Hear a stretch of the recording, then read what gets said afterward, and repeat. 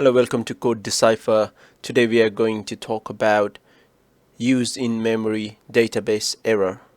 If you are trying to use this option and you're getting an error which says DB context options builder does not contain a definition for UseInMemoryDatabase and no accessible extension method UseInMemoryDatabase, then what you need to do is you need to click on the main folder where you are having the problem.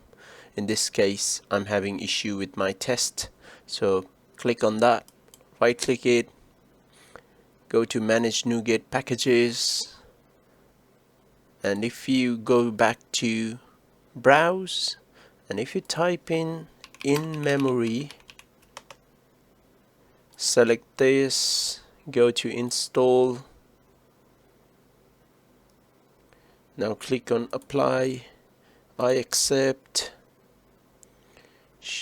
It is now installing these packages. If I click over here now, I can see uninstalled. So the package has been installed. Now when we come back to our movie controller test.cs file, that red squiggly line is gone, which means the error has been fixed. Hope this has helped you guys. Thank you for watching. Please don't forget to comment, like and subscribe. Happy coding.